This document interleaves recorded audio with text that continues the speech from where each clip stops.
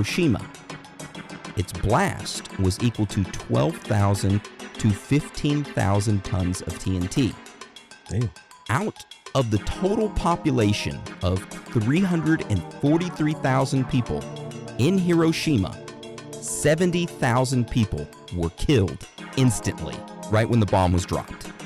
By the end of that year, the death toll had surpassed 100,000, and that was due to like the thermal heat, the burns, right, and the burns getting infected, or they get the lethal dose of radiation and they end up dying 2 or 3 weeks later, or they develop some type of cancer later on.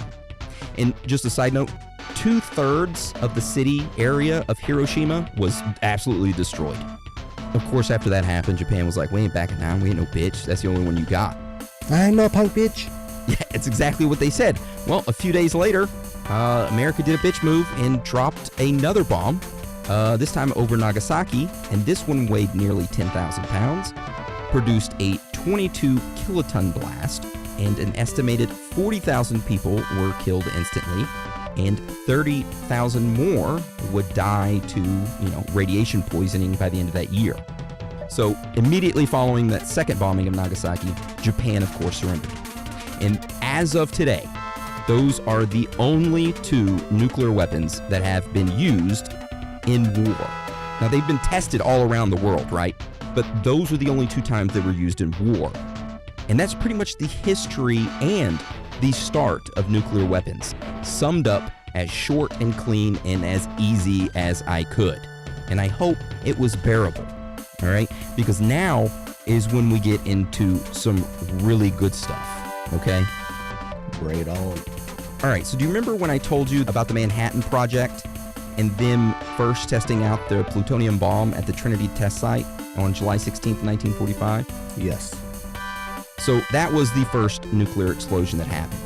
So get this, the explosion that occurred caused a flash that illuminated mountain peaks 10 miles away.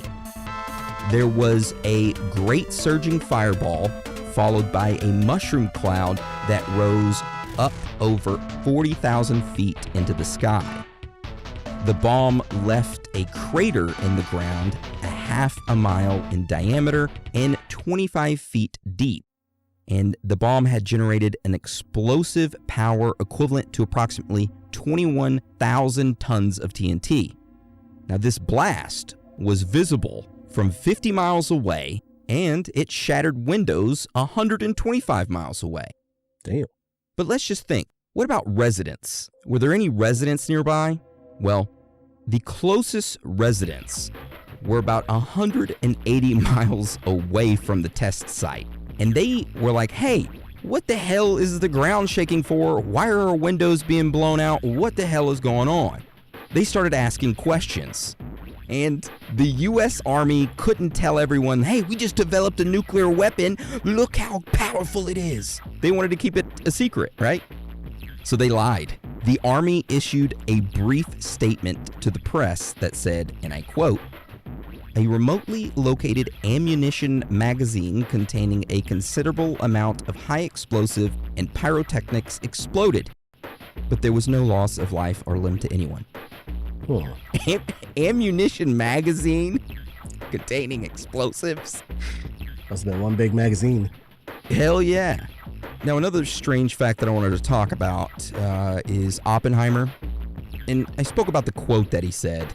And after he stated that quote, he went back and he was kind of hesitant on helping out the research anymore. And he kind of argued against the further development of it and ended up actually resigning from his position that same year. Then he ended up taking a job as a chairman of the General Advisory Committee of the Atomic Energy Commission, which in October of 1949, he opposed the development of the hydrogen bomb. He was like, hey, we shouldn't be making these bombs. They're too powerful. We don't need to make them for war. They're just going to kill humans. And that's reasonable. But the people that were on the committee were like, what? What'd you say? And they started accusing him of being a communist supporter. So in 1953, he was suspended from the secret nuclear research and stripped of all of his security clearances by the Atomic Energy Commission.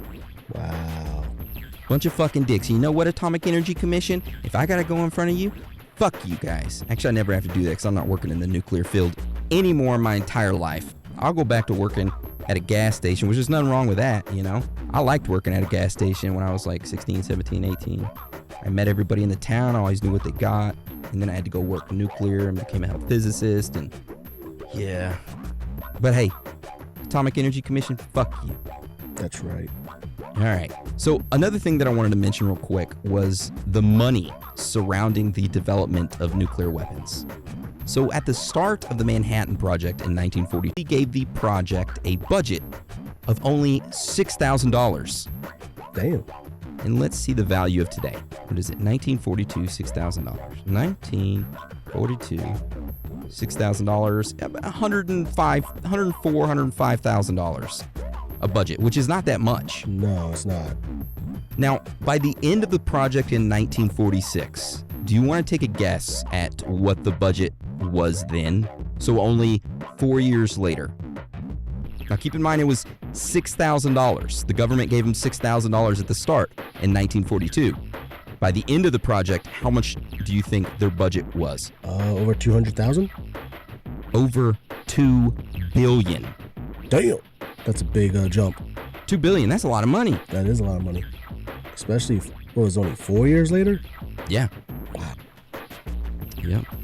All right, so that's pretty much the creation and all the strange facts and findings around, the development of nuclear weapons, which that got me into looking at nuclear weapons in general, how many of them are in the world, which one is the most powerful, and, random facts about stuff like that. So I got a few more strange facts and findings that I want to go over real quick.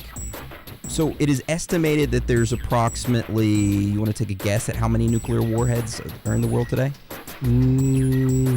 Over 100 at least. 13,080. Okay, so I was right, over 100. Yeah. Do you want to take a guess at what country has the most? It's either us or Russia. Russia. They have the highest amount of nuclear weapons, an estimated 6,257 total warheads, with us following closely behind with 5,550 total nuclear weapons. And then you have China, who has 350, France with 290, United Kingdom with 225, Pakistan with 165, India with 156, Israel with 90, and then North Korea. They're not really 100% sure, but they estimate between 40 to 50.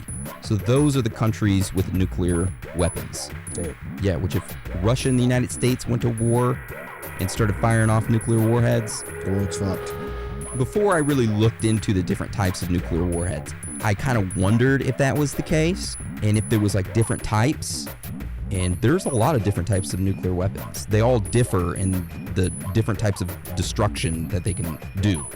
I mean, some of them are like way more powerful than the others. So an average nuclear bomb, like we just say like an average one, would be the W-78.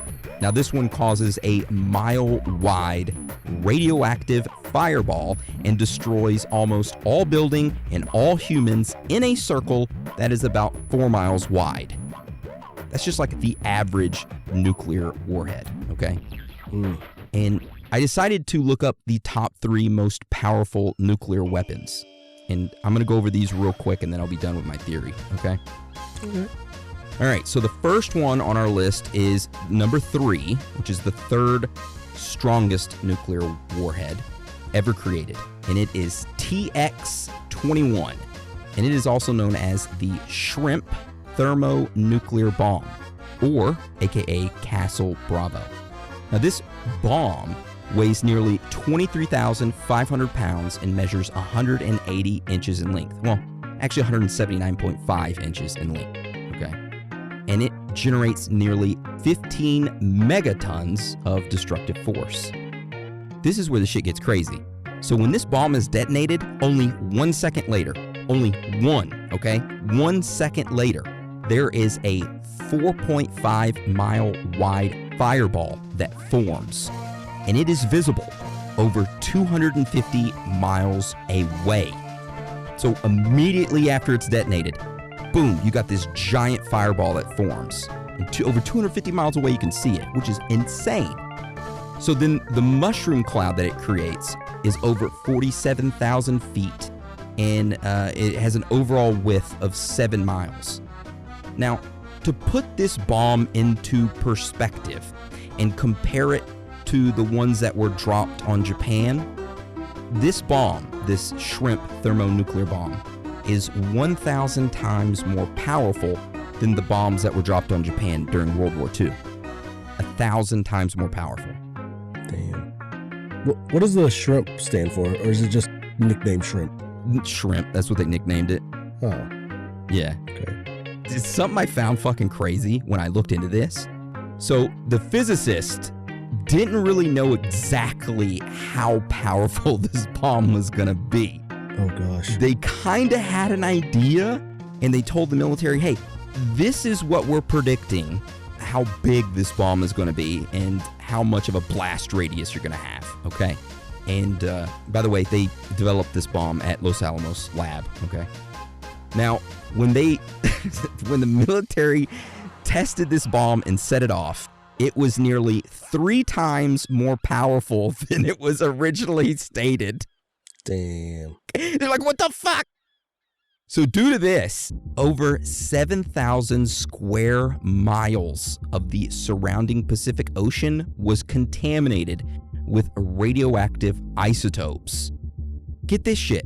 As far away as the Southeast Asia, Australia, Europe, and even like the southern western United States, people were finding radioactive isotope or radioactive substances that were just kind of like floating up.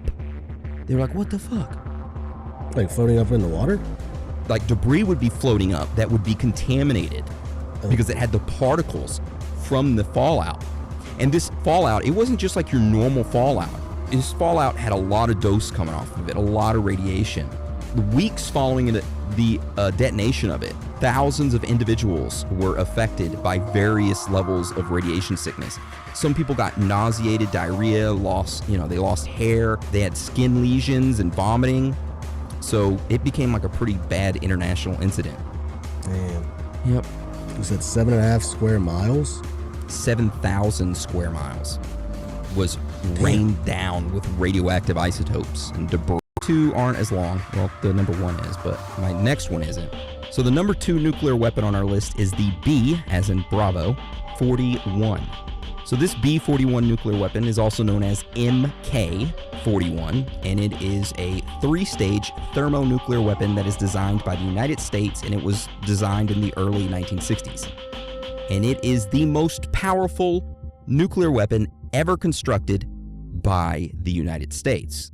Now, it's 12 feet long, weighs over 10,670 pounds, and has a maximum yield close to 25 megatons upon detonation.